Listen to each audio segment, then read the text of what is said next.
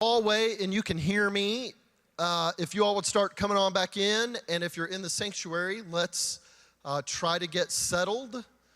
It is just a few minutes after, and so we want to have plenty of time for questions and answers. So if we can give Bob his opportunity to talk.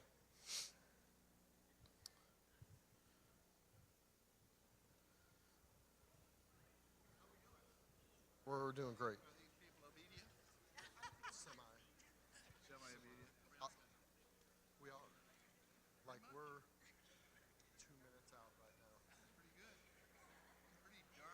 Could have been 17 minutes out right now, and so I'll take it. See, I'm pretty housebroken. Just tell me what time to cut it off. I can do this. So how was lunch? Can we get a round of applause and a thanks to all of the folks that helped prepare that meal for us? I was kind of walking around and I noticed that I'm the kind of guy that when I have a meal, I have to have a sweet at the end. Like, I get kind of grouchy without my sweet. And we have not forgotten about your sweet or your dessert. There are going to be some homemade cookies for us at our next break. So as we move out of session 2 into session 3, into the where we just ate, you're going to find a spot around a table. We are full, so there's not many open seats. So if you've brought a group of 10 folks with you, you might move a chair, or we'll see if we can get an extra chair or two to put around some of those tables and get everybody from your group around a table. But we'll have a lot more question-answer dialogue around a table for the third session. It looks like we're all settled here. I appreciate all of the questions that we have. And so as we're kind of going through this next section, be thinking about the questions that you have. And I think Bob will leave us with another 15 minutes, probably, something like that, and give us an opportunity to share with him again and get him to answer some direct stuff. So, Bob, thanks a lot, and let's jump into session 2. Thank you. My tank is filled up, and I'm ready to go. This morning we dealt mostly with our service, our ministry here locally in the States. I want to spend a little time with you this afternoon on some of our international missions, our mission trips, etc.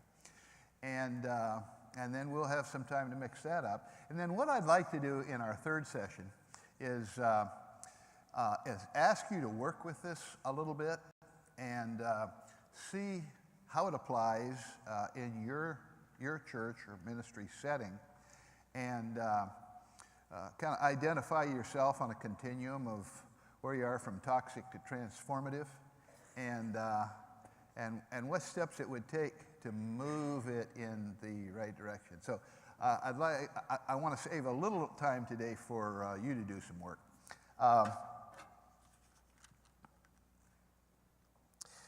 We have a right to be justifiably proud of the service that we do in this nation. And the church has been at the forefront. Historically, the church has been at the forefront of important societal changes. Education, some of the best colleges in the world have been started by churches in this country. Some of our best universities, some of our best research hospitals have been started by the church. And so we have a history, a tradition of impacting the world out of hearts of love for neighbor and love for God. Over the past 40 years, there has been what we could call a compassion boon. Service has become like a staple of the American diet. We started out with little kids in grade school, and we give them little service projects that they can go and do. We certainly started out in our own Sunday school and churches. Companies do service projects because it's just good business. And as a matter of fact, some recent research that I read said that 90% of the American population is involved in one way or another with some kind of service. That may be through their church, that may be donations through United Way, but that's something that I think is a part of the DNA of our culture, and something that I think we can be justifiably proud of. We collect millions of tons of clothing and food that we distribute to the poor, both of this country and globally. We send out about 2 million short-term missionaries every year at a cost of somewhere between $3 and $5 billion. We are into service. The service that we do in this country, service projects on the weekend, kind of thing we saw, going in to help the victims of hurricanes, etc. This outpouring of compassion is, I think it's unparalleled in history and in our country. The question that we have to ask is, with all of this outpouring of compassion, are the poor becoming less poor? Is the poverty needle moving in a positive direction for all of our efforts? Is it edging up toward narrowing the divide between rich and poor in this country and globally? The answer is, it is not. As a matter of fact, in some places, the poverty needle is moving in the wrong direction. Haiti, good example of that. We've spent, prior to the earthquake, 2010 earthquake, we had spent $8 billion in aid, mission projects, government aid, $8 billion in Haiti. And the average income in Haiti, this is prior to the earthquake, the average income in Haiti was 25% less than it was when we started the compassion boom 40 years ago.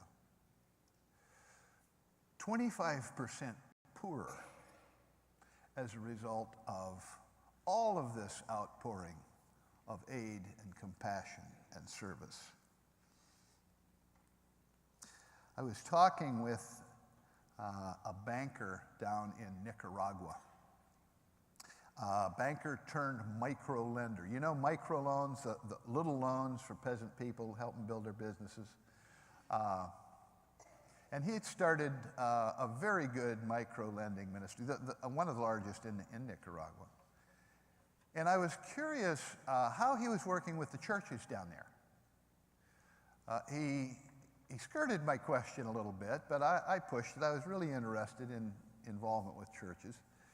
And he finally said, "Bob, there are whole sections of Nicaragua where we can't do any lending at all." He says, "Those are the areas where there is a concentration of U.S. church partnerships with our churches here." He said, "Our people say, 'Why do we want to borrow money?' They give it to us. 'Why do we want to borrow money to build a church?' They build it for us." And then he got real serious and he said, "Bob, they're turning my people into beggars."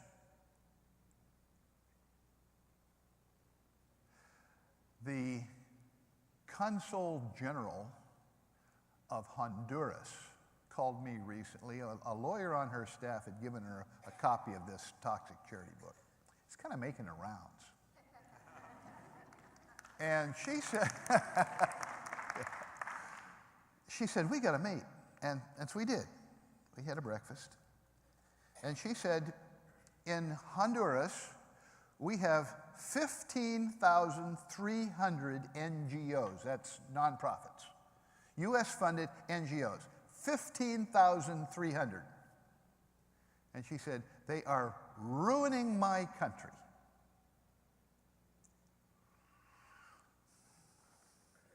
That isn't what we have in mind, is it? We go there to help. We go there to serve. But there's something about the way we have been going about it that's counterproductive. It's not accomplishing the aims that we hoped that it would. Fortunately, in this moment in history, we're starting to ask the right questions. We're starting to ask questions about return on investment for the money that we're spending. Are we getting a return? The folks that are starting to ask those kind of questions, though, tend to be business people, the ones that are funding all our mission trips. What's the return on investment? So the spotlight of research is starting to shine on our charity. This little Toxic Charirty book, I had no idea that this thing would go viral the way it has. And I'm as surprised as anybody. There's another book that a couple of friends of mine wrote called When Helping Hurts. It's kind of a similar book. But for some reason, in this moment of history, this thing is it's going viral. And people all over the country, like you today, are asking the question, is there a need for a paradigm shift here? Are we really accomplishing the good that we are attempting to accomplish? The question, the oath for compassionate service, this above all do no harm. We're starting to ask the question, are we doing some harm? Well, why aren't the poor being lifted out of poverty, given all of our activity, given all of our financial investment? Why aren't the poor being moved out of poverty? Well, I think there's a few reasons. For one thing, we've been evaluating the wrong things. I'm going to keep referring back to that oath of compassion. For the one thing, we've been evaluating the wrong things. We've been evaluating how it affects us. Was it a good mission trip? Was it well organized? Was it meaningful work? Did our people really bond? Was it life-changing? And we hear the stories, how it has been a life-changing experience. You know, the research is starting to shine lights on that. And what we're finding is that those life-changing experiences last somewhere between 6 and 8 weeks. It takes that long for folks to go back to their same values, their same assumptions, their same lifestyle. Now, there are the occasional person that it did turn them around, and by golly, they've become missionaries. We hear those stories, and that helps to justify what we're doing, but it's anecdotal. For the most part, it isn't life-changing. We're not asking the question, how is this impacting the poor? Is their self-sufficiency increasing? Is their leadership capacity developing? Is their quality of life lifting? We're not asking those questions. We're asking questions about how does it affect us. Another issue is the misappropriation of kingdom resources. This one is an embarrassment. When Hurricane Mitch blew through Central America, hit Honduras, leveled a lot of houses, and we had mission groups go down to rebuild houses, and we could rebuild a house at about $30,000 a house. That that it would cost the Hondurans $3,000 to rebuild.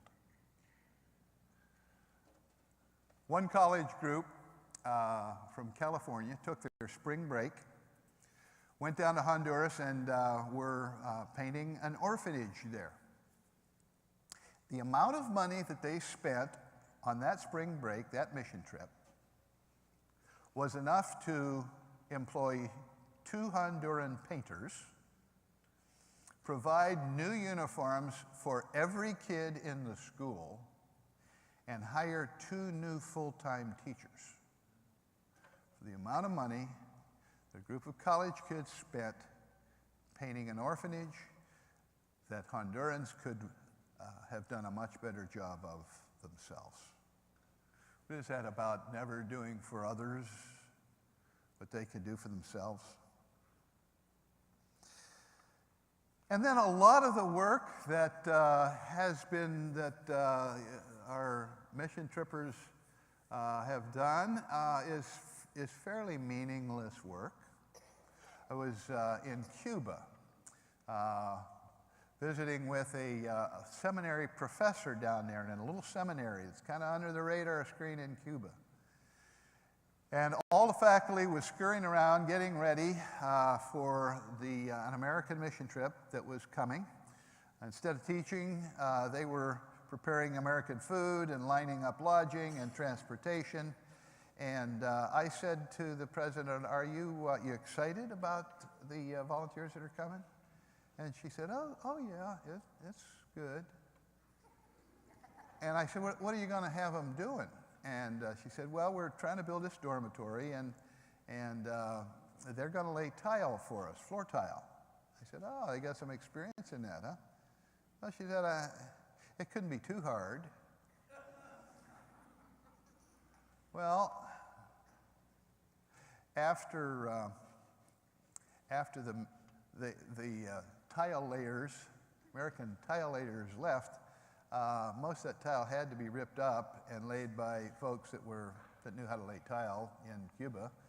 But I said to her, is this really worth it for you? And she said, well, unless we create a meaningful experience for them, the chances of being kind of phased out of their missions budget, pretty great. We need their support.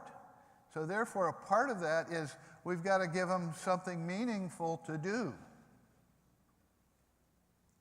And so a group would spend in excess of $25,000 getting down there to do a job that had to be redone by locals, so that the $5,000 in the mission budget would keep coming to the seminary. There's something very wrong with the economics of our missions now.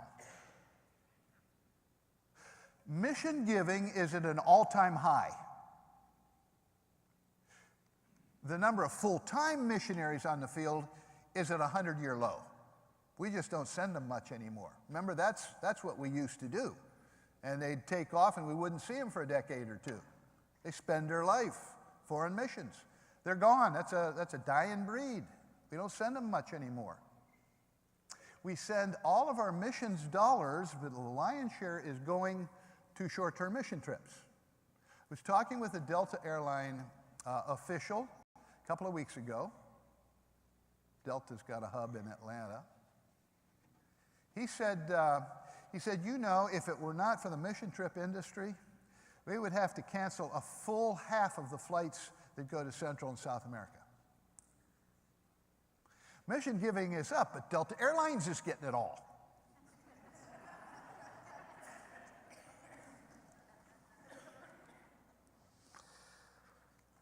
One-way giving, it's up. We go down there with our suitcases packed with stuff to give away.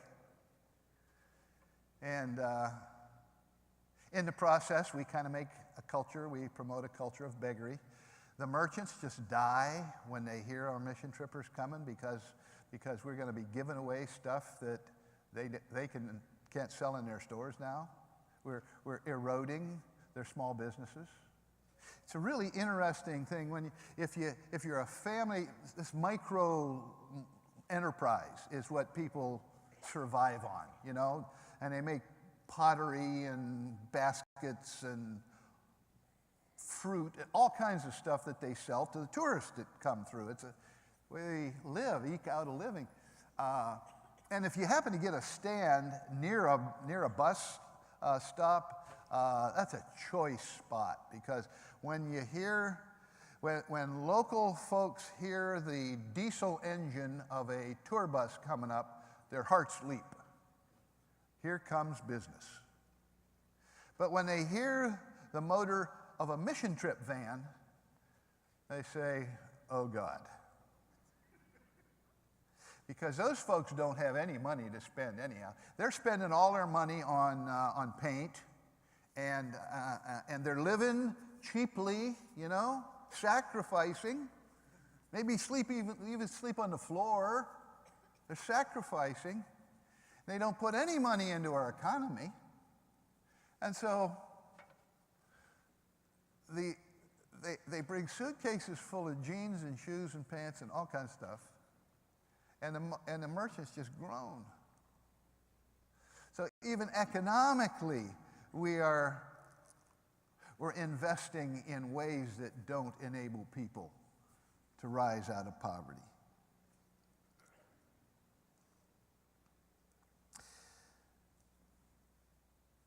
One of the things that we are just now beginning to recognize, and frankly, I think we are at the edge of a whole new shift in thinking. I really believe that this is a historic moment we're in. We're beginning to realize that you cannot serve people out of poverty. A service strategy helps folk to live a little better if they've got some health care and some diseases eliminated or controlled, and the quality of their life is a bit better. They're surviving a bit better because of the age, but they're not moving out of poverty. They're staying at that lower level, that micro-entrepreneurial level. They're not moving up, because you can't serve people out of poverty. That's true not only in our developing world, that's true in the States as well. I had a guy in my office not long ago who is a second career guy, did well in business, and decided he wanted to give the rest of his life to helping the poor. And so in Charlotte, North Carolina, and he did his research, identified a community of greatest need, started focusing in on that community. Worked at that about 6 years, started some wonderful programs, educational programs in the school, after school programs. He did a very, very good job in terms of bringing services into this very poor community. And he was sitting in my office, and he was telling me all about the program. Some he started, others he coordinated and encouraged to come in. And he said, if I'm really honest, I have to admit that the neighborhood isn't improving. See, we're doing good service, but the neighborhood isn't improving. And I said, yeah, I understand that. I said, you can't serve people out of poverty, can you? And he said, I guess not. He said, I thought education would do it. So we put a lot of emphasis into after-school tutoring, bringing the quality of education up in the school so those kids have a chance. And he says it really has helped some kids. And some of them have gone on to college now. But he said, once they leave, they never come back. And so he's recognizing that an education strategy is like a ticket out of the community. It's a way of the best and the brightest leaving. And so the quality of life in a community, it keeps diminishing. The place gets darker when the rising stars leave. So if not education, and if not good health care, and if not good after-school tutoring and programs, and if not a good YMCA-type activity, and if not good some spiritual Bible studies and youth group. If not all that, then what? And I said, you're not going to want to hear this, but the basic building blocks of neighborhoods are neighbors. And the only way that that neighborhood will become healthy once again is if the kind of neighbors that once made it a healthy place, if those kind of neighbors come back. Well, he said, I don't think my wife would ever go along with that. Talking about him moving back. I said, well, I understand that. Things are going along pretty good for them. But I said, you may not have to do it yourself, but there are young people who, if asked, would choose to become neighbors among those who are less fortunate, to make a difference in where they live. I said, there are young people that would respond to that. Pointed out the window at the high school across the street from my office. Kids standing out there in a tight formation, shoes spit shine, brass shining, ROTC. Kids standing there at attention, already signed up as soon as they graduate to go into the armed forces, to put themselves in harm's way for a cause that they feel is worthy of them. An all-volunteer army of folks that have volunteered. Now, I said, we don't have anything like that we're asking young people to commit themselves to. But they'll respond. If you raise the flag, they'll salute it. There's nothing in our faith these days that's worth dying for. Well, that opens up a whole different kind of strategy for urban mission and for the church. So my thinking is for every church that understands the heart of God, which has always been on the side of the poor, God understands the cries of the poor. For a church to commit itself to a parish, a little limited geographic area, a neighborhood that is in need of new hope, new energy, new life, and make the long-term commitment to be involved in that neighborhood with the resources of the church, and more particularly, the members of the church. So that there are some members that would say, I will be a strategic neighbor. And I'll put myself probably not in all that much danger, the reality is, but I'll place myself where I can have a positive impact on my neighbors. Now that sounds really, really radical. But I want to tell you it's not. As a matter of fact, there is a movement in our time called gentrification. You know that word?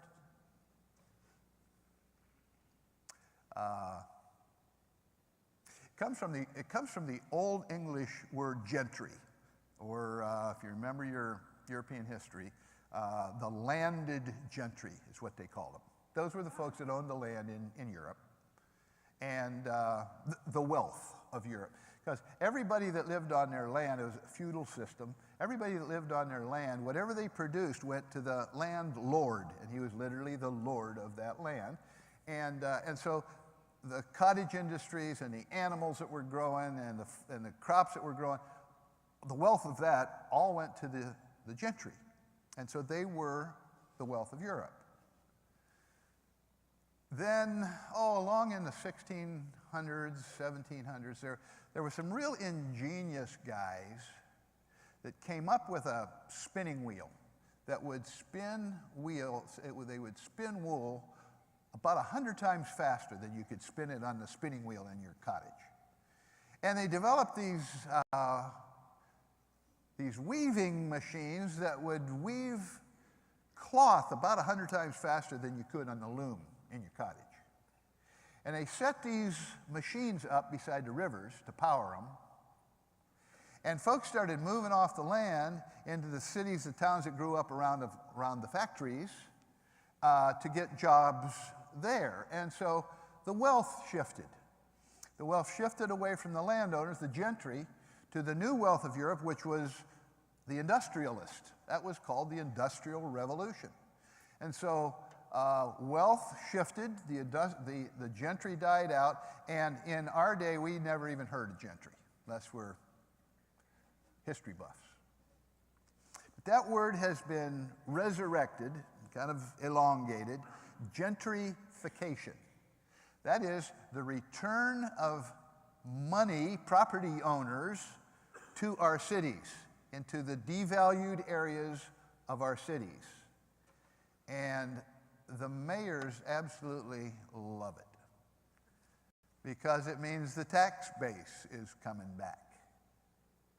And these young professionals are bringing all kinds of energy, and they make a huge difference in a community. And I haven't been down in St. Louis. I haven't been in your city, but I'm going to bet there are sections that were tumbled down 10 years ago that are now fancy little eateries, avant-garde art studios, old Victorian houses that are fixed up, old factories that are lofts.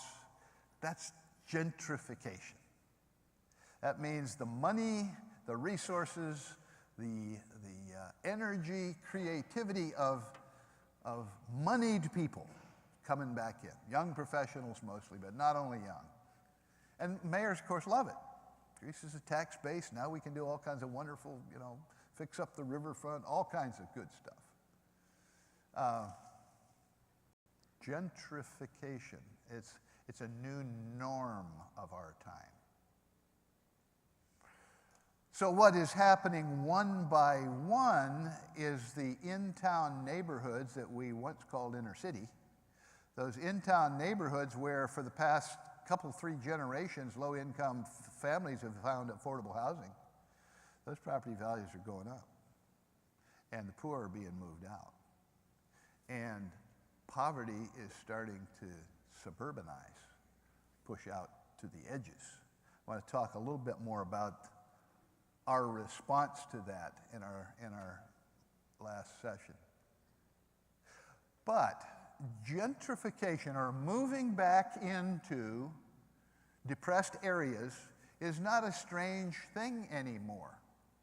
When we did it as a family, we were considered pretty weird. Now it's pretty cool.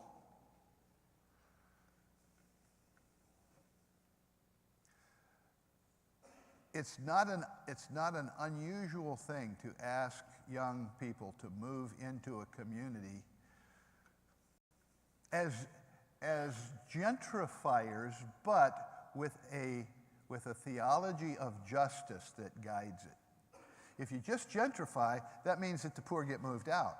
But gentrification with justice now, that's a whole different strategy. That means that we're working on strategies to ensure affordability remains in a community so that the poor who would otherwise be displaced now have a permanent place in the community, in a reviving community. That's a whole different strategy that we have not had to face before in our time. Our cities, in most of us, see a little gray here, our cities have been getting poorer in our lifetime. We witnessed the era of the shopping mall, of suburbanization, and the downtown department stores closing down and opening up out in the suburbs. That's the era that we have lived through. Well, that's all changing now. The wealth is moving back into the city. The cities are coming alive. And it brings to us altogether new challenges for the church.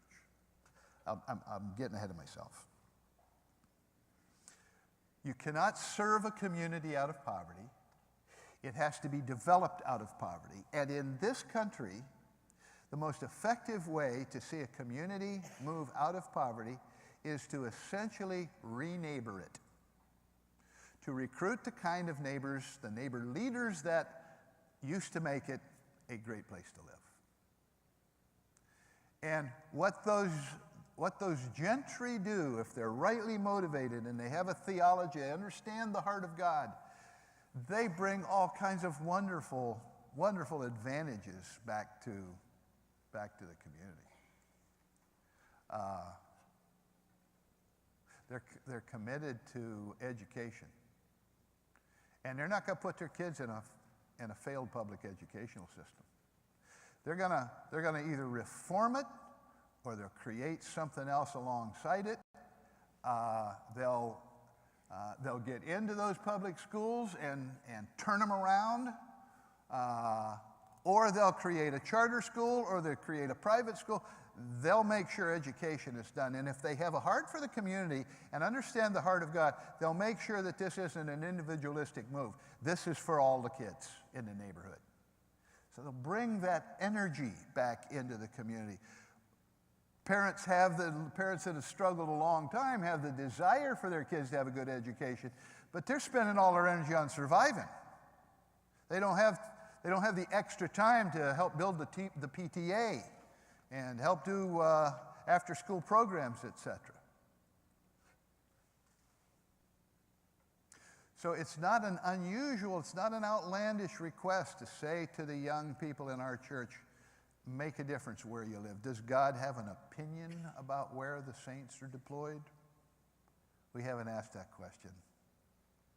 I think it is probably the most significant issue that will impact a just society. If rich and poor are going to come together as neighbors, it'll be a theology of incarnation, a theology of reconciliation that will guide that. If we just let the market forces take charge, then it will be an unjust thing. It'll be a curse on the poor. Well, let me move on from that. They may spark some questions later. What about our mission trips? Put something up here. That didn't work in there. Okay. Mission trips. I think when we go in as servers, it gives the wrong message. There's a difference between going in as learners and servers. Learners listen to people. They're eager for information. Tell us about this.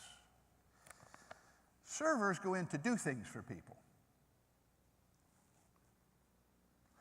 Learners ask questions. Servers give answers.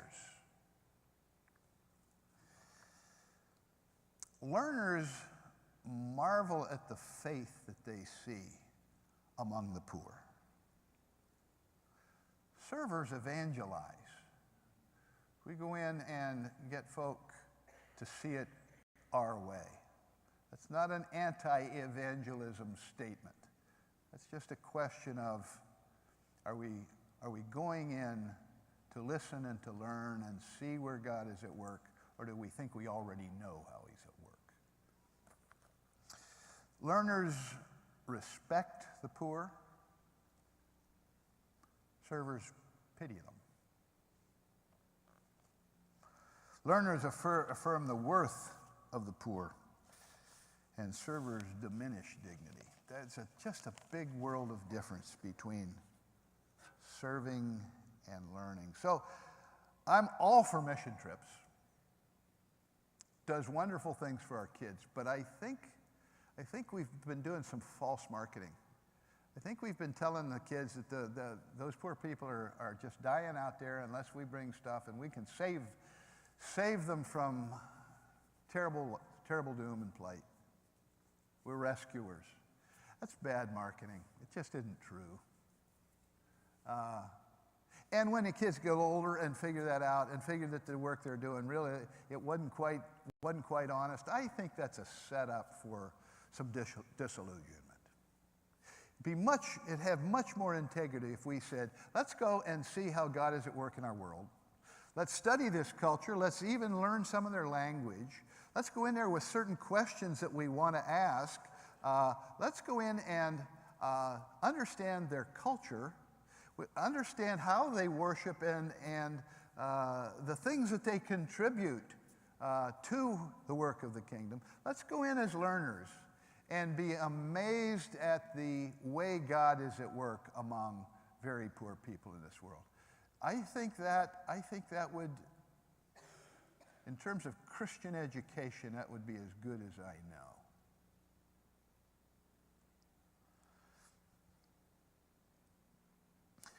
Another strategy that I think we're starting to learn is micro-lending. Quite a number of our ministries have engaged in little loans for peasant people that help them move out of, improve their lives a little bit.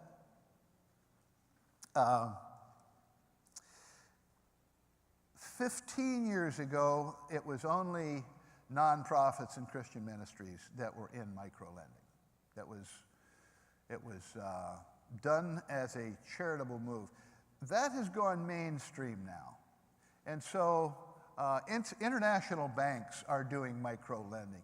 It's big business now. And so at one level it's great because now in lands that didn't have access to capital, now they've got multiple access to capital. The difficulty with that is that when it goes mainstream, you lose the accountability on, are they borrowing money to build their businesses, or is it consumer debt? And recent research exposes that about 85% of the microloans going out today are consumer debt. We know that's not good. That's enslaving people in debt. We know that our credit card debt in this country is not healthy for us. We know that it's certainly not going to be any more healthy for the poor. Those ministries that are on the ground, that are in accountable relationships with the people, they're doing it right. And that's the 15% that are actually working to the benefit of folks building their businesses up. But now it's like credit card debt. You can get this loan to pay off this loan, and it's become an unhealthy thing for the poor. So that's one of the realizations that's happening in our time. So if you just say micro-lending, we have to make sure that it's a very accountable system with people on the ground. Micro-lending, incidentally, doesn't work very well in this country. It works with new immigrants coming in from developing countries that have an intact family. Family's been working the business, that have some business experience and entrepreneurial instincts. When you have those three legs of that stool, it works. So if you've got a Vietnamese family that comes in and they need a micro loan to get a boat to go out shrimp fishing in the Gulf, that little micro loan will propel them into a fish business. And they've got the entrepreneurial instincts, the whole family's working, and they've got the know-how, and it works well. But generally, for the poor of our country, microloans do not work, and that is largely because the family structure has been so badly eroded. The entrepreneurial activities have been going in less than positive directions, and a work ethic has largely been eroded by our dependency system. And so you don't have very few successful examples of micro-lending in this country. I want to lay out something to you that we probably haven't discussed before in our churches. I'm just now grappling with it. As a matter of fact, I'm working on a new book right now called Moving the Poverty Needle. And I think I understand why the poverty needle isn't moving and what it will take to move the poverty needle. And here's what it is. We can discuss this.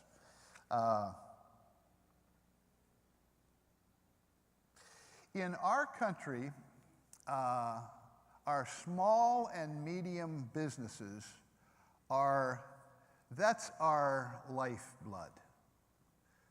That's 80% of the new jobs every year from small and medium enterprises. It's 50% of our GNP. That's why back in the presidential election, everybody was saying, we're going to get the government off the backs of small business. We got to have small businesses growing because that's the wealth of our country. We do that better than any nation in the world. It's our instinct, it's our DNA. We're a nation of entrepreneurs.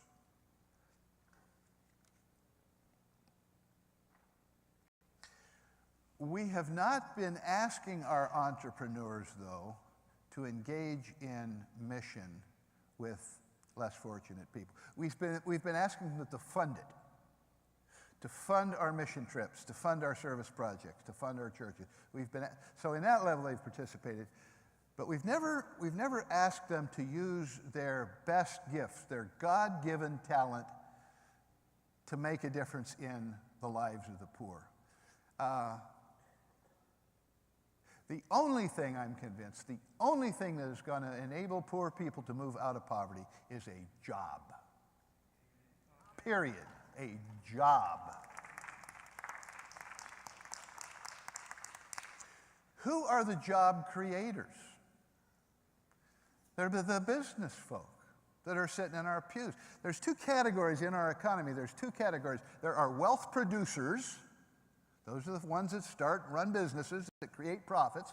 The wealth producers and the wealth transfer people. And probably 90% of us are wealth transfer people. The wealth that's produced goes into all the stuff we enjoy. It's our colleges, it's our church, it's our police officers, it's our parks. What we enjoy as a culture, the affluence of our culture, the wellspring of that comes out of business. That's where wealth is created. Now, there's a whole bunch of us that do wealth transfer stuff. You know, bankers. Bankers transfer wealth. Stockbrokers, they transfer wealth. We start up a church and we hire a bunch of folks. We're creating employment, but we're not creating the wealth that funds that employment. It's the wealth creators that have been sitting in our pews that give the wellspring for our economy. And frankly, we have not been affirming them at all. We're uncomfortable with those wealthy people because we have heard sermons about the seductiveness of wealth, how you got to be careful of mammon. You can't serve two masters. We hear stories about how those greedy capitalists have oppressed the poor. But we probably haven't heard sermons on the spiritual gift of wealth creation. I have yet to hear a sermon on the spiritual gift of deal making. Just haven't heard one. And yet there are folks in our pews who have that gift. And for the most part, because of the sermons that we hear, and for the most part, they feel a little unspiritual. That's sort of secular, you know, that's my job. And they feel kind of like, well, that's all I can do. Feel guilty because they love chasing deals. And then some of those guys say, well, maybe I ought to go to seminary. No, you don't want them in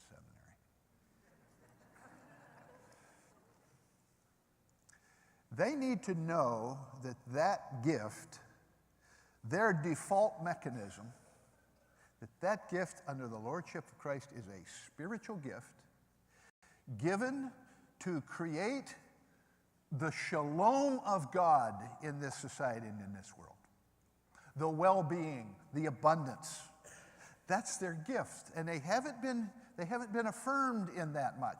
And they clearly have not been asked to go on a mission trip. Who's going to go? You're not going to ask those guys to go paint an orphanage. They're up here somehow. But yet it's those very people who have the God-given skill that can transform a community.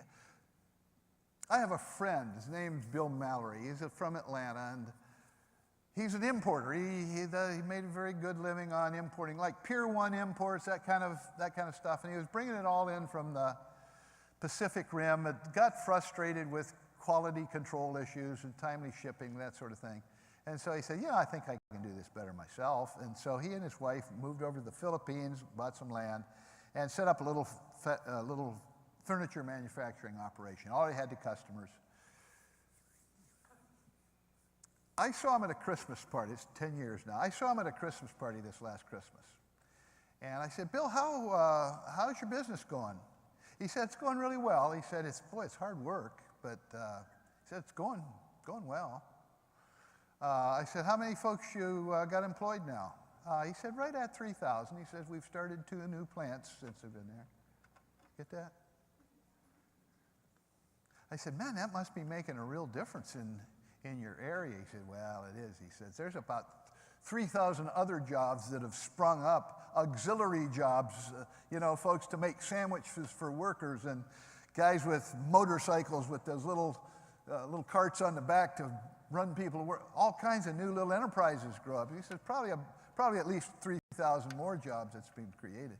He said, one of our problems was that there's a lot of sickness, tropical diseases, and he said, we had workers come to work that they were shaking and sweating.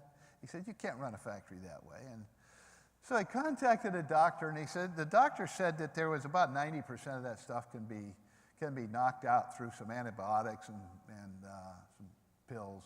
Bill's the entrepreneur. He contacts a pharmaceutical company and buys grosses of these things. And then, so his wife is handing out pills to the workers when they get your pill this morning. Mama Page. And so the health condition. So he hires a full-time nurse. Basically, he's providing health care to his workers. It's just good business. Now, the little kids that are hanging around the outside, they said they should not be hanging. They need to be in school. Well, found out that, the public school didn't work. The other schools, they cost money. And he says, that's just ridiculous. And so he set up kind of a scholarship system where every one of his workers is able to send their kids through 12 years of school. Just good business. Quality of life improving in that region. You could send missionaries in there from now until the end of time, and folks would meet the Lord and go to heaven happy and still struggle in their sickness and poverty. But one guy who didn't go there as a minister, went there as a business guy to do good business. Here's what he's doing. He's doing well and doing good at the same time. And he said, this just become my ministry. And so he keeps growing the company. And he's influencing other manufacturers in the area with quality health control and education for their kids. He's raising the standards of manufacturers in the region. One guy. Think what would happen in the mission that your church, your group is involved in, wherever it is, inner city or in Mozambique. Think what would happen if instead of the next time sending a group of young people or service-oriented folks who go there with a heart, instead of that, send a group of business folks who really know how to run business, do an investment trip. Go into that area that you're committed to, those people that you love. Go into that area and ask those folks, look around through your business eyes for unexploited opportunities to create profit, to create wealth, to create jobs in this culture. That's your job. See what the unexploited opportunities are. And see what they come up with. And if they come up with one good idea, and they start doing their due diligence, and they say, we think that could be a moneymaker there. Then do the due diligence and start praying as a church, saying, God, raise up from among us an economic missionary who will commit the next 3 to 5 years of his or her life to go into that country and start this business. And this is for profit now. This is not out of church budget. This is investment. Put your money in there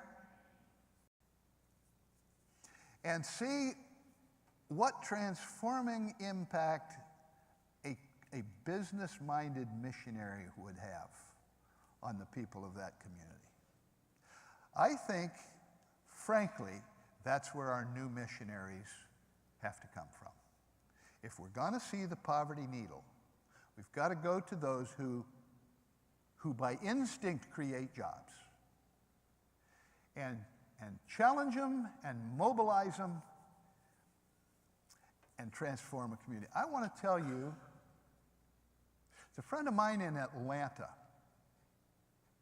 a lawyer that got involved with a guy who had an idea of, if you set up next to the ocean, if you get some ocean water ponds, you control the float, you can raise shrimp in there. Kind of a controlled environment, raising shrimp. And this lawyer he was doing some legal work, got interested in the concept, and Florida didn't work, but they said, this would work, it would be ideal. Conditions are all right in the western coast of Honduras. And so they get permission, they get some land, start carving out some little pools for ocean water. That idea really caught on with him, and he started spending more and more time down there, eventually moved down there.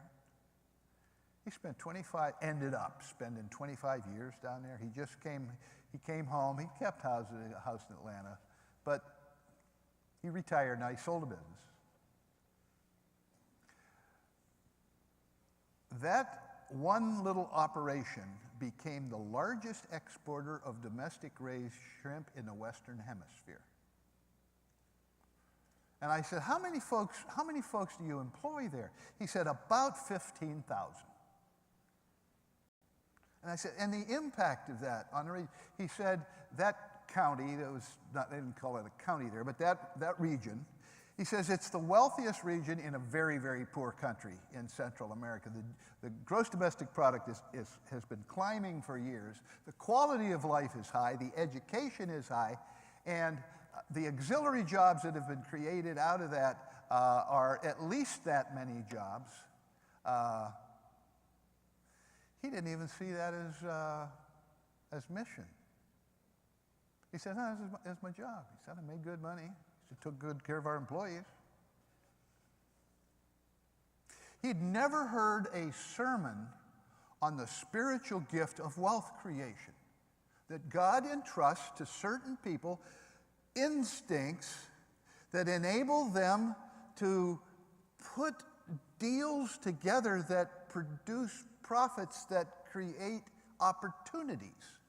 It's a gift. It's a spiritual gift. He'd never heard a sermon on that. And I said, do you know how God has used you to transform a whole region? He said, I'm just doing what I'm supposed to do. Think about the folks that are in our pews. They can move the poverty needle that hasn't been moving, at least in our lifetimes. Well, let's see. What time are we over? 1:15. Okay.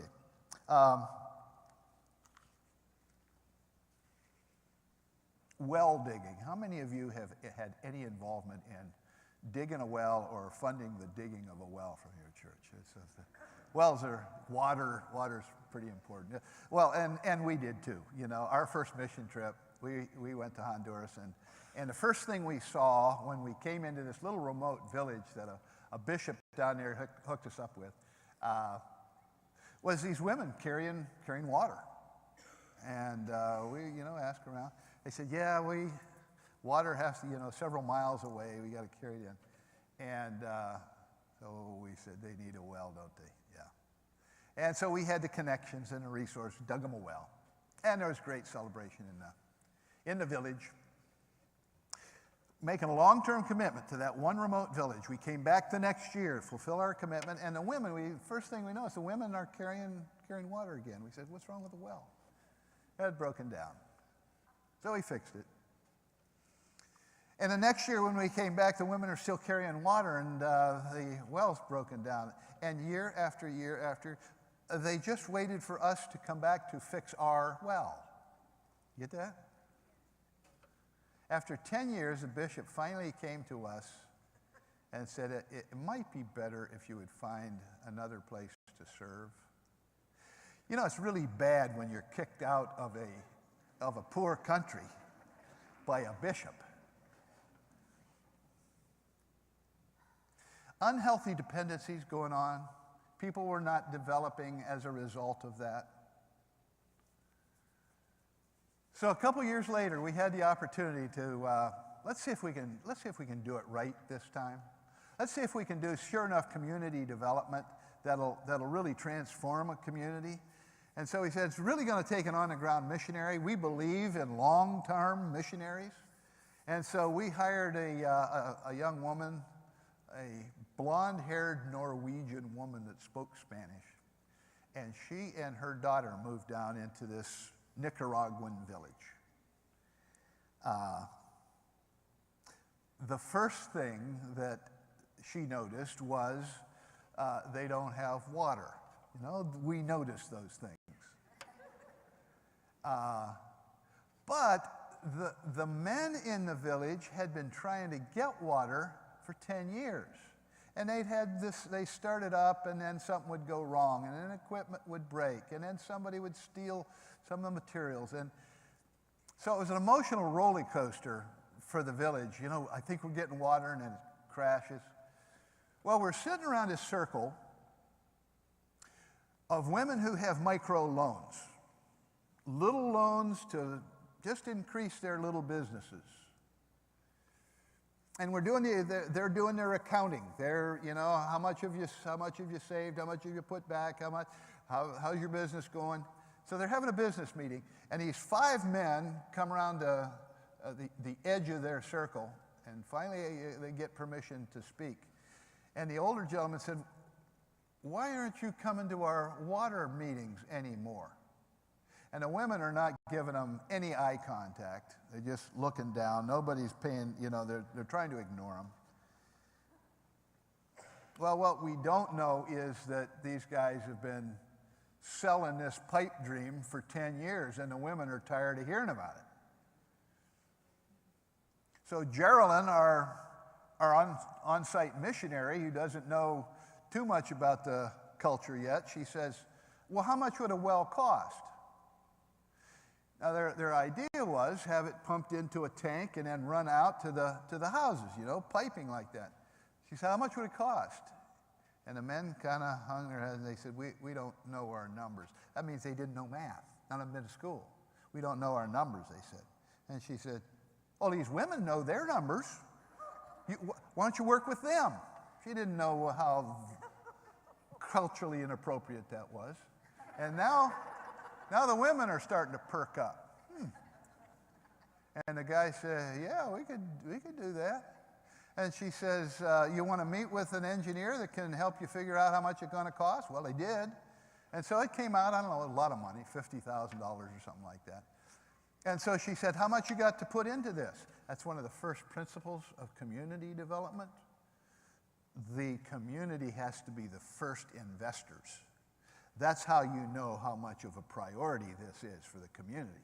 And she says, how much money you got to put in this? And they said, well, we don't have much money. But they had a couple of meetings and scurried around and sold things and auctioned, and they came up with an amazing $3,200. Now, for a dirt poor community, that's a huge amount of money. That said to Geraldine, this is a very serious issue for them. They want it bad. And so she said, well, we can do the loan. And the men said, well, we'll do all the labor and we'll dig all the trenches. And so she said, the first thing you got to do, though, is you got to create a water commission. You got to elect people who will set the rates on this water and how much each household has to pay. And you got to have enough money coming in so that you can pay your loan back, and say you set money aside for repair and replacement. Lightning's going to strike something, and there your electric goes out, and you got to have money to replace this. Got to have a water commission, a water board. And so they elected folks from among themselves and created a little accountability committee. And we did the loan, the water system went in, and when they pulled a switch on that pump and water went out to 250 homes, it was euphoria. It wasn't 2 months later before they recognized that it only took 2 days of pumping to fill their tank up, and that was enough water for a week's supply of water to the village. They have 5/7 surplus water. And so they started thinking, wonder if we could sell this. And the government school down the road, they don't have water, we'll sell it to them. Village up around the bend, they don't have water, we'll sell it to them. Now they have a wealth-creating asset right in their community. A year later, they came back to us and said, we'd like to talk a deal with you. In the rainy season, our houses all get wet from this thatched roof, and the floors get muddy. We would like to buy a whole truckload of corrugated metal roofing, and we'll sell it by the sheet to the folks at our village, and we'll make just a little bit of money for the village, the fund, so folks can have dry houses. We would like to use our well as collateral to guarantee that loan. That's brilliant. These are folks that never went to school. You see the difference between that model and the model that we first did, where we dug the well for the people? You never do for folks what they have the capacity to do for themselves.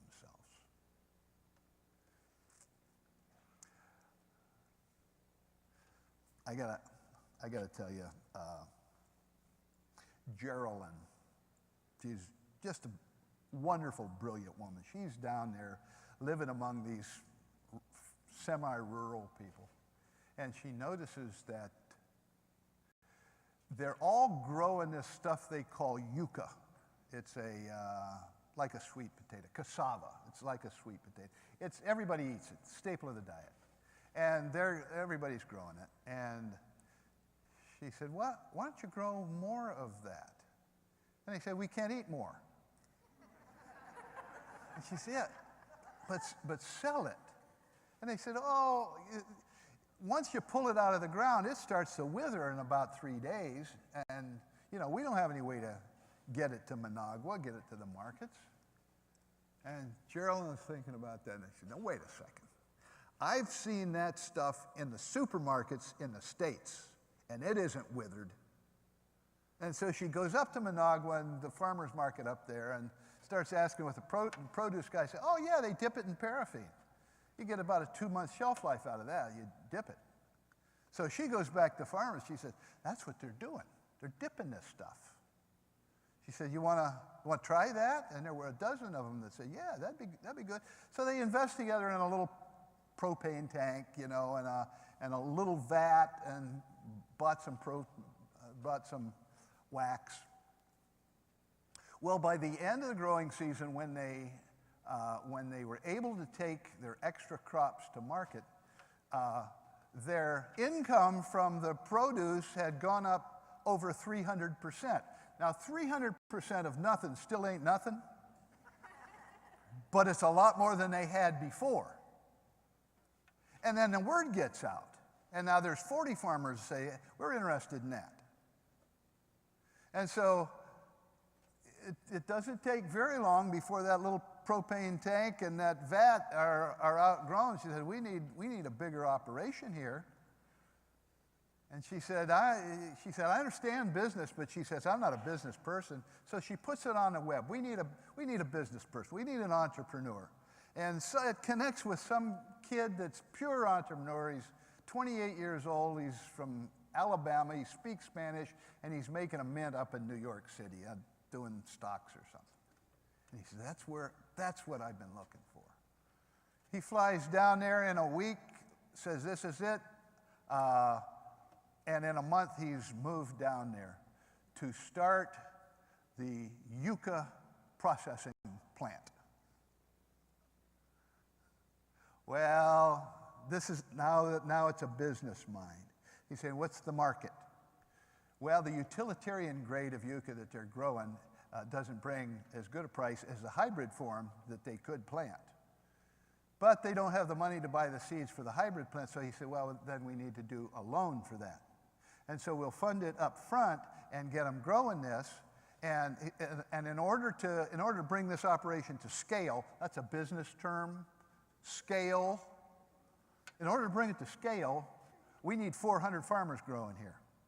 And so he and Geraldine get out there and they spread the word, and they end up last year, 400 farmers producing this. And DK, our entrepreneur on the ground, said, you know what? Our vision's too small. We could change the agricultural income of this whole region. We could improve the quality of this plant, but we need 1,000 growers to do it. By the end of this year, they will have 1,000 growers growing yucca. And he says, plus we have to diversify this because this comes in season, so we have to have them growing moringa and other kinds of things I never heard of. But there's a market for it. And you know, they're now shipping all over Central America and even up into California. That little operation is making money, has 60 employees. It's the second largest employer in the southern part of Nicaragua, second only to the government. That tells you that the number of small and medium businesses are just not there.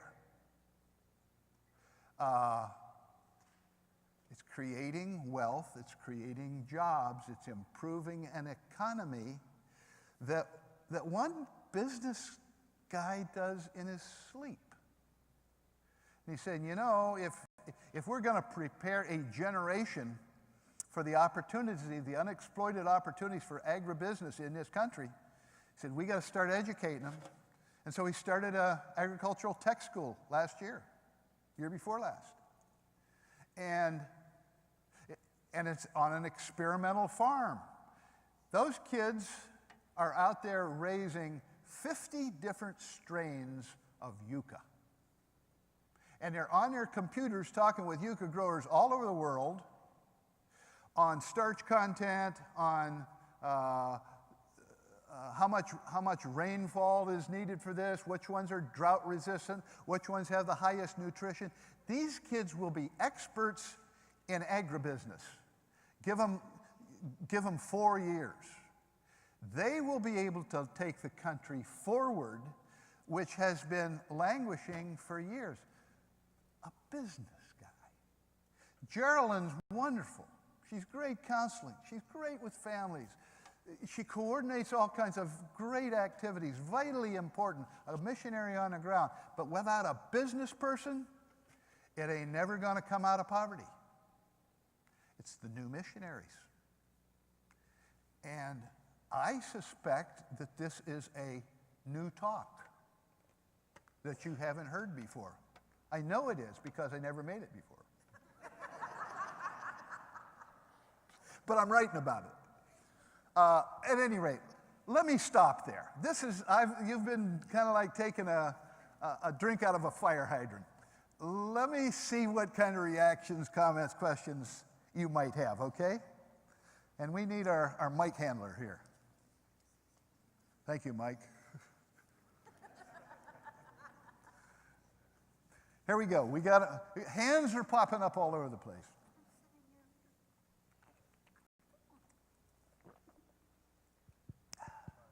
Hello. My question is, you're talking about other countries.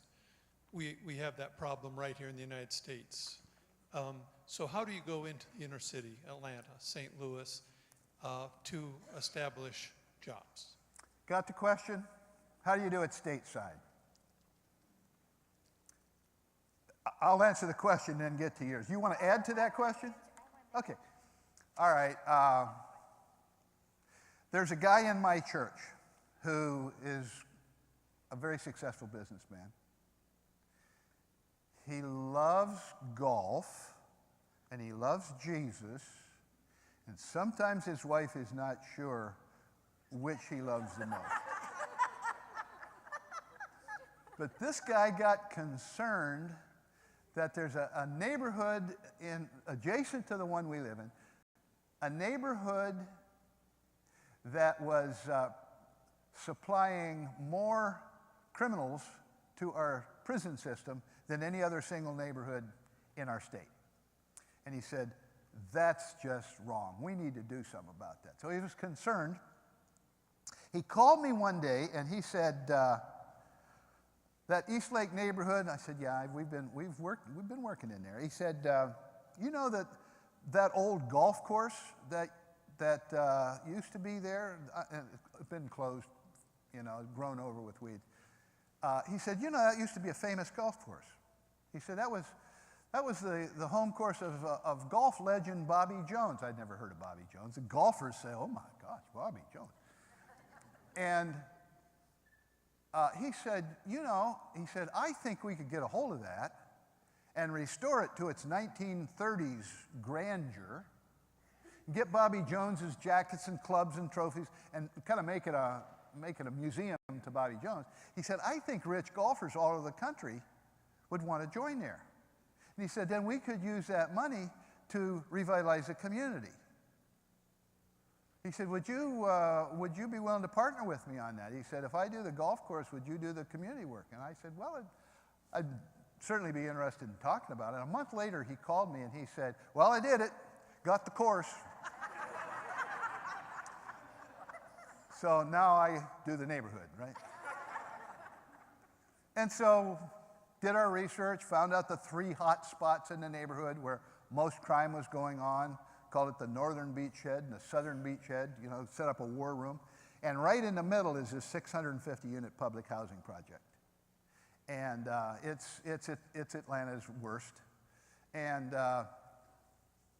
so he said, we gotta figure out what to do with that. Now, Tom had been listening to me about this mixed income strategy, and we'd been living in it and promoting it for a good while. He said, I think we could do a mixed income housing project. That's interesting. And so he said, I think if it's done well, we could attract middle income folks to live there. And so he went to the HUD folks, and they were totally disinterested. But he got Jimmy Carter to take a trip up to Washington and convinced HUD folks that this would be a good kind of a model, a trial thing, R&D, and if it worked, it could be really great. And we got permission to do that. We tore 650 units down and rebuilt a rental community of townhomes, garden apartments, duplexes, triplex, a gorgeous community. He said, if you do it well and you do it right, if you've got adequate amenities, he said, I think we can market this to middle-income renters. And he said, by the way, I think that those folks that would be most interested in this would be people of faith, let's go to the seminaries, let's go to the colleges, let's go to the hospitals, and we'll do our marketing that way. Where are we going to get the money for all of this? Well, in the meantime, Tom is restoring this golf course. And wealthy golfers from all over the country are lining up to go. He says, this is very exclusive. We're only allowing 100 members. And they have to be CEOs of Fortune 500 companies. Well, you know, when it gets exclusive, then everybody wants in. And he got his 100 signed up at $250,000 apiece to join. There's $25 million that we had to do community development transformation. We tore that project down, rebuilt it, changed HUD policy. Half of the units are public housing units, half of them are market rate units, and they're all mixed in together. You can't tell one from another. They're all upscale. Got tennis courts, ball courts, Olympic swimming pool, and we said, if we're going to see this community thrive, it's got to be a quality school. And so the school that had been built for the housing project scored from the day it opened dead last in Atlanta City schools. 100% public housing kids. Did the politics, and it took a lot, had to get the governor involved. But finally, the school board agreed, let us tear it down and build a new school, a charter school. And we said if we do it well enough, that will be a magnet for young, educated couples to want to move into this otherwise desperate community. That school today is scoring at the top performing elementary school in the city. One business guy with a creative idea pulled that off. And that golf course now, that is the permanent home of the PGA Tour Championship. The end of the season shootout of the top 30 money winners. And whenever that, and that's on, you know, SPN or whatever it is, whenever the tour championship is going on, they're always lacing in there the story of East Lake, because the motto of the East Lake Club is golf with a purpose. That community has been absolutely transformed. A guy with a vision. So it's not just international stuff. It's local stuff. Now, I'll tell you, that community transformation was far-reaching. It revolutionized the whole community. And Warren Buffett, you know, Mr. Gazillion billion dollar man, Warren Buffett's got a lot of money to put. He asked Bill Gates to handle it for him. But whenever he sees a winner, he puts money behind it, and he approached us and said, I will fund this. You'll never have to ask for money if you will take your team that led in this transformation process, if you'll hire your team and make them available to cities across this country. You'll not have to ask for money. And so today, if you want to do a mixed income community in your city, you call. And there are the best team of consultants you can find anywhere, and they're free. I don't know if that addresses your question, but I certainly see it in this country. We got time for another one or two, I think. All right, that was kind of my question too. How would you do it here? But I'll drill down a little bit more from this perspective. I don't think, well, from my poor background, I don't think I can come up with somebody that can get 100 CEOs to come. So on a smaller Well, you're going to the wrong church. I'm actually going to 3, so I still couldn't come up with that. So on a smaller level or on a more grounded level, how would you address it with that same area from a different perspective? Like if you didn't have a rich guy that was If you don't have the rich pumping guy, money you in don't there. have Yeah, the team yeah. there. That's a fair question. I mean, because that's a 1 in a million shot. Well, it is, but actually there are those millionaires in every city, so it's not totally rare. It's just that we don't know many of them. But the reason why a community will transform that way and attract people who have capacity, which we need to be involved. We need to get a hold of, buy crack houses and turn them into good places for families to live, and buy the old liquor store and turn it into a church, and those kind of things. The thing that gives that validity is the person on the front line with the vision, who can speak for the people, who has the heart. The other business folks that can make that happen, they don't have that. They have a willingness, but those of us that are on the front lines, those of us that are in relationship to people in need, and we spend our lives there, we have a very important and unique position and maybe responsibility to give voice to the voiceless people and begin to draw around a vision, those kind of people and resources that it'll take to do transforming work. And I'm not suggesting that that's an easy process, but I'm suggesting that it's an essential process. If we're going to see communities transformed, it's going to be because there are called people who understand the heart of the poor and understand God's heart, who will be able to articulate that vision. It's a new frontier. You know, the books aren't written on this. But we do have resources in our pews, and our folks are connected. And so I've seen urban folks that really didn't have many resources, but they're big on vision, and they can articulate that vision, drawing people around and into it, and people are connected to people, and it will tend to grow. I wish I had time to give you more stories. I wanted to build a few little houses in our neighborhood, and I went to a foundation, a small foundation business guys put together, and I asked them for a grant to buy 2 vacant lots in our neighborhood. And they said, "How many vacant lots are in your neighborhood?" And I said, "I don't know."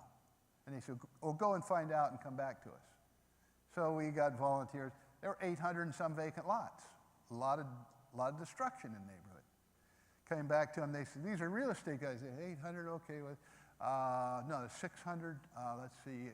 You can control development if you control 1/3 of the land.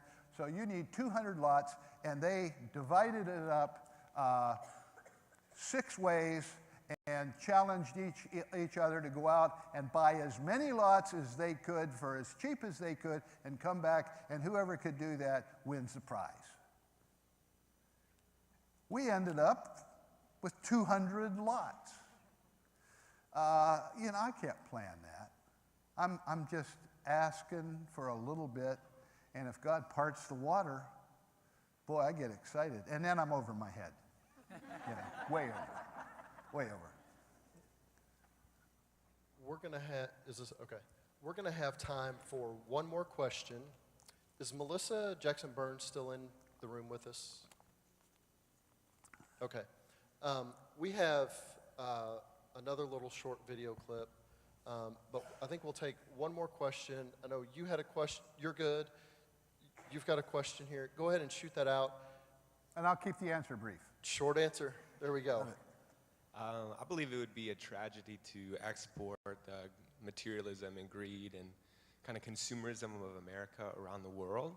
So with this new wave of missionaries in the business realm, making people business savvy in other parts of the world, how do you think they could really make the focus still the gospel and glorifying Jesus without exporting the negative aspects of that culture? So the question is, how do you keep Jesus in all of this? Is that the bottom line? You want to drag Jesus into this discussion?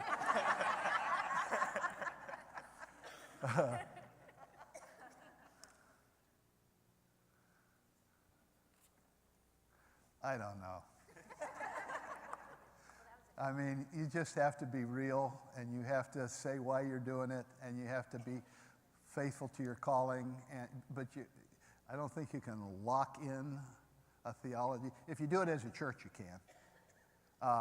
But the church is not the right structure to do community development through. You know, it's just not structured to do that. But the church can be an important guiding light, guiding philosophy, deploying saints in strategic ways. Those are ways to keep the vision from secularizing. But I don't know how to control that. Yeah. Just be faithful. Bob, last night, you and I mean, that was a conversation around our table at dinner last night, was that exact question. And I think that in all of that, capitalism has become a dirty word. It's almost taboo.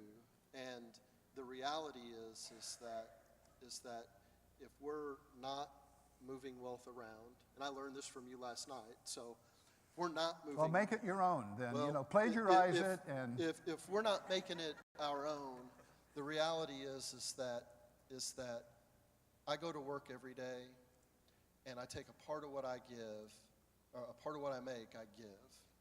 And if I don't do that, then if I decide not to go to the local restaurant and eat, I decide to keep that money to myself, well then I've negatively impacted the servers and the cooks and all of those people at that restaurant as well. And so I think what we have to do is while I understand the greed that comes out from some people that profit monetarily from owning businesses. We've heard the horror stories of sweatshops in China where the labor conditions are absolutely horrific and people are not making any money. What we have to do is create positive business plans where people appreciate the people that work for them. And when we do that, then that's what we need to be spreading. And there are places that do that. You know, we hear all of the horror stories about what's happening at the Wall Street level. And I can relate it to, we hear all of the horror stories about the bad cops because we saw 4 police officers beat Rodney King in LA. I know thousands of cops that aren't bad.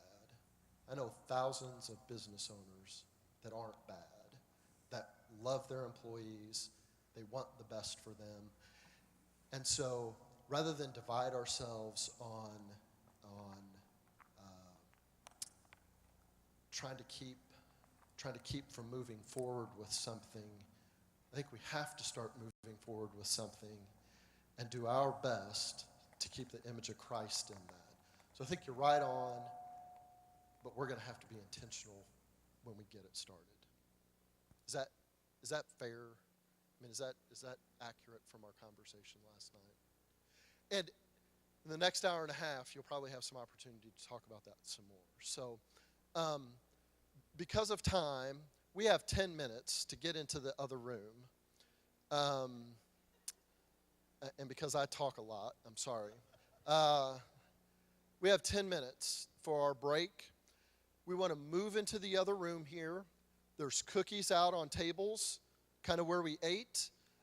Grab yourself a little snack, get up and stretch. Let's get out of our carbohydrate-induced coma from lunch and move in. And at 1:30, we're going to try to get started in there.